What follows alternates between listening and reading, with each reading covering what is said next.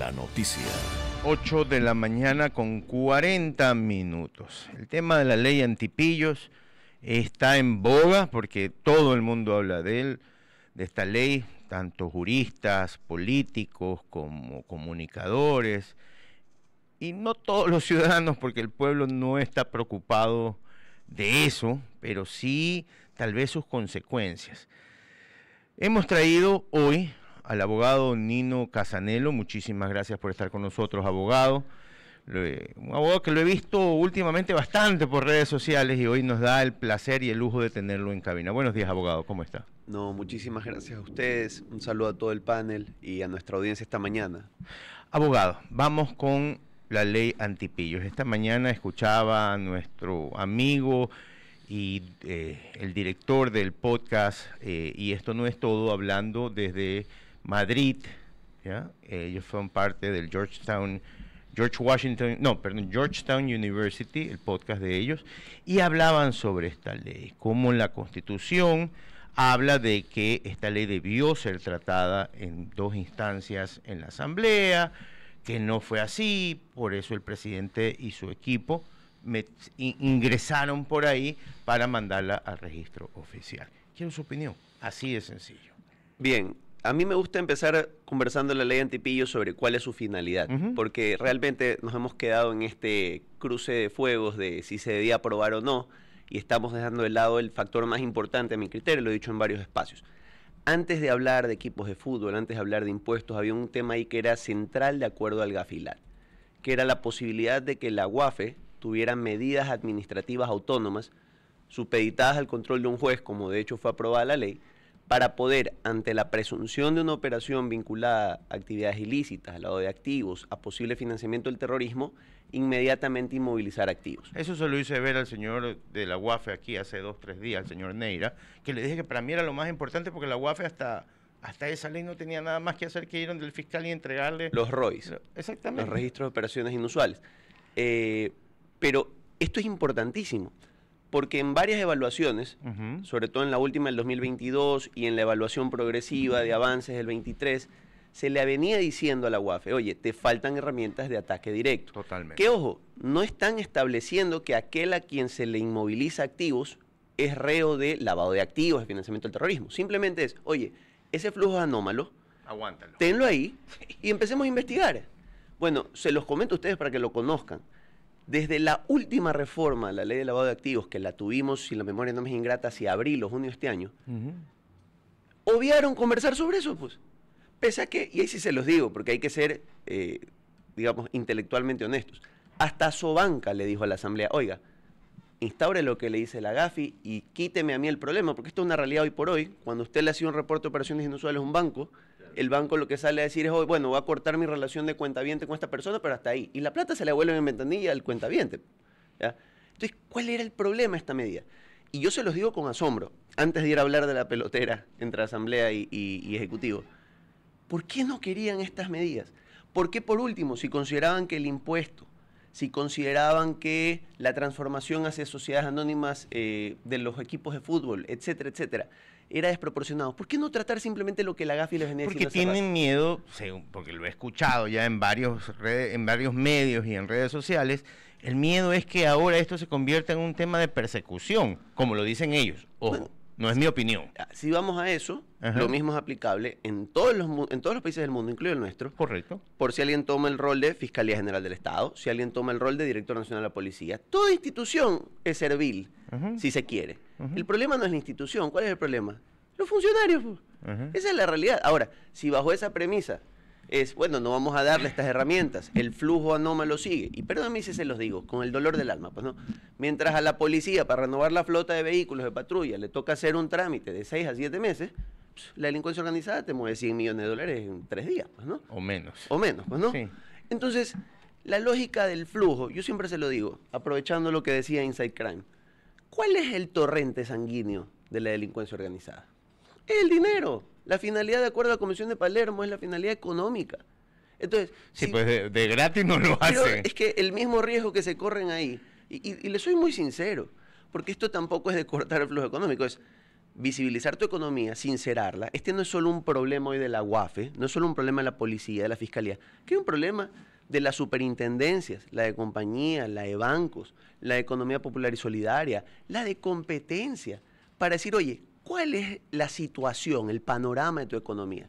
Y claro, en eso, regresando a la ley antipillos, ¿cuál es el problema, por ejemplo, de tener una medida inmediata de frene, que además es supeditada a valoración de juez? Sí. ¿Ok?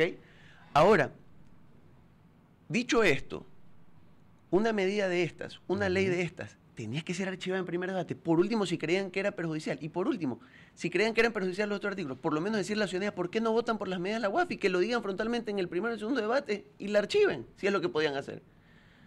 Yo creo. Vamos a la camorra ahora sí. Correcto. Yo creo que la ley antipillos, con su medida cautelar a favor de la UAFE, e incluso devolviéndole a la UAFE cierta uniformidad en la política antilavado de activos, porque la última reforma generó un CONCLAF como órgano nacional de estructuración de la política de lavado de activos, cambió el sistema de designación del director de la UAFE hacia un mecanismo de terna que ratifica asamblea. Todo un entramado de cosas que la hace totalmente inhábil. Yo le pregunto a ustedes, vayan a ver cómo funciona el FinCEN en Estados Unidos. ¿Ya? Una entidad que activa. Sí, claro. Entonces, no, es una agencia ejecutiva, es una agencia con una cabeza que manda a decir, oye, ¿cómo están estos flujos? Ah, ¿te parece que ese dinero pudo tocar? Señor, estamos a las puertas de una sentencia de Carlos Poli, que lo ha procesado, entre otras cosas, porque dinero ilegal tocó la economía americana. Claro. FinCEN. ¿Ya? Ahí tenemos que golpear. Y pese a eso, lo vuelvo a ver esta mañana en declaraciones de uno de los bloques, que me parece que era el Construye, diciendo, es que esta ley no puede pasar a rajatabla, así en bloques, sin discutir de qué se trata. Yo se los digo, usted lo resumió bastante bien, yo lo dije en algún momento. O mediocres o rabios de paja. Unos que no entienden para qué sirve y otros que tienen mucho miedo que funcione. Y duele eso. Es dolorosísimo, porque nos damos cuenta que cuando se toca el bolsillo, de una u otra manera, la gente salta. Abogado Casanelo, Alfonso Rollero le saluda. Entendiendo bien el punto, porque hay que aceptar una realidad y que tenemos que hacer algo con el financiamiento del narcotráfico. Eso parece que es libre pampa o una pampa libre en Ecuador. Pero también hay mucha queja, digamos, porque no ha sido debidamente tal vez discutida, no solo la ley, sino tal vez la propuesta de gobierno. ¿Qué es lo que el gobierno quiere hacer? Y comenzaba, abogado, diciendo ese objetivo. Parecería que en el camino las discusiones políticas fueron mayores que el objetivo de la ley. Y pienso ahí que se pierde tal vez toda oportunidad de hacer justamente lo que mencionabas al comienzo, tener una normativa de control que no sea juguete del poder, ¿sí? Pero es que todavía con más razón, ¿cómo se juega en algo tan sensible para la situación actual del país? Mire, yo se los digo, con dolor, no sé si han podido confirmar la noticia, dicen que han amanecido 2 bultos en el complejo judicial de Albambora. No sé si son cuerpos, no sé si no lo son, ahí estamos, pero son todavía. mensajes, pues. De acuerdo. Ahora, yo sí se los digo, para que alguien lleve esos bultos ahí, está pagado, logísticamente hablando tiene un vehículo, tiene una persona que da la orden y libera fondos además para evitar luego que se los pesquise. Y hay alguien adentro. Pero claro. perdónenme, entonces, si esta gente está fondeada hasta la coronilla, ¿sí? Y se los digo, porque ahorita ya es una cuestión de país, O amenazada. o amenazada, ¿cómo hacemos si cuando llevamos estas discusiones donde importan, le dieron el primer strike en junio, no quisieron tratar las medidas cautelares? Se los digo porque están incluidas por Asobanca. Quien les habla estuvo en la comisión diciendo, coloquen medidas administrativas. Lo tiene México, lo tiene Perú hace 12 años. O sea, no es que es un engendro regional que se le ocurrió al Ecuador, no, es una negativa rotunda hablar del tema económico. A ver, me voy a remontar a lo que veo. En todas las series investigativas, en todas las series de narcotráfico, en todos los libros que he leído, en todas las investigaciones que he leído, la primera cosa que dicen es corten el financiamiento. Corten el financiamiento. Así caen las grandes bandas. ¿Cómo cayó Al Capone? Pero es que, de hecho, y en buena hora que conversamos de eso, Al Capone es un símbolo internacional del desparpajo económico. ¿Por qué? Pues la ley Rico llegó hasta los 70, Al Capone estaba preso en los 20, 30. Claro. ¿Por qué? Por defraudación tributaria. Porque, sí, mire, nadie le pudo probar que tenía una red de túneles por los que salía de un Correcto. cóctel a asesinar a 5 personas y regresaba a seguir tomando. No, Claro. pero lo que sí pudieron probar es que no había justificación para 4, 5, 6, 7, 8 negocios que no tenían un flujo económico abundante y sobre el cual no declaró daño a año. Claro. Porque aquí no se trata de usar esto simplemente. Este es solo un paso que la UAFE da para cortarle el flujo. Y a partir de ahí, se los digo gráficamente, como buitres, SRI, UAFE, superintendencias, tienen que caer. A ver, ¿dónde están tus balances? ¿Dónde está tu contabilidad? ¿Cuál es el sustento de este pago? Yo le hago una pregunta a ustedes. ¿Cómo puede ser, a propósito del impuesto, ¿sí?, que compañías de seguridad se fundan de la noche a la mañana con vehículos de clase VIP, blindajes de nivel internacional, ¿sí?, con importaciones de armas millonarias y nadie sabe de dónde viene el financiamiento original? Que es perfectamente investigable con una inspección, por ejemplo, de la Superintendencia de Compañías, Valores y Seguros. Abogado Casanelo, justamente es importante hablar del fondo que tiene la ley antipillos, por lo que busca, ¿no? Justamente cortar el dinero mal habido de las bandas.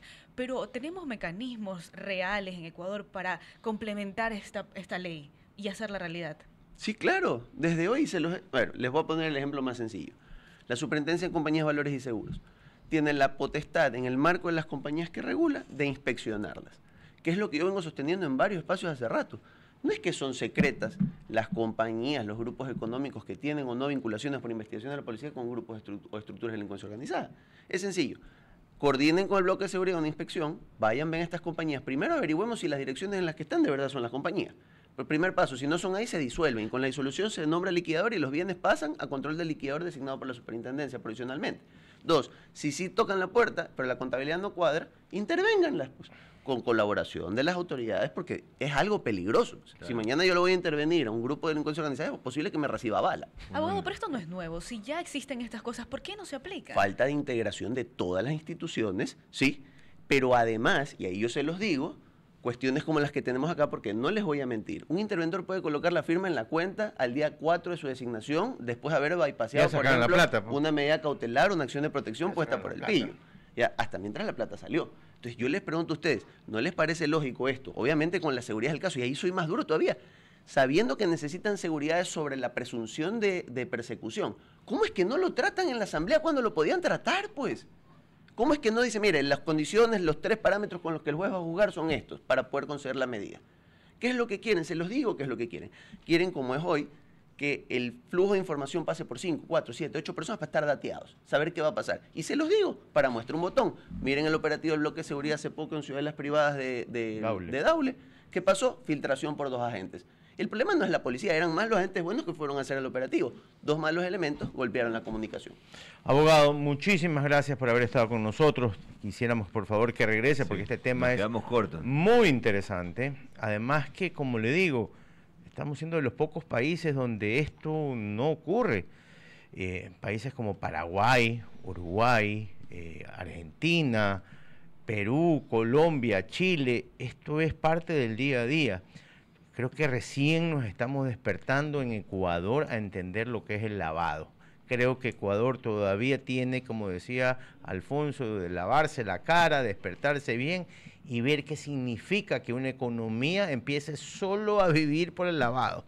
Y es lo que no podemos permitir. Muchísimas gracias, abogado. A ustedes, un saludo a la audiencia, pues, y a las órdenes. Gracias. Era el abogado Nino Casanelo, él es constitucionalista, estábamos hablando de la ley antipillos, lo importante del tema de la UAFE y lo que debería el Ecuador hacer a futuro para prevenir el lavado de activos.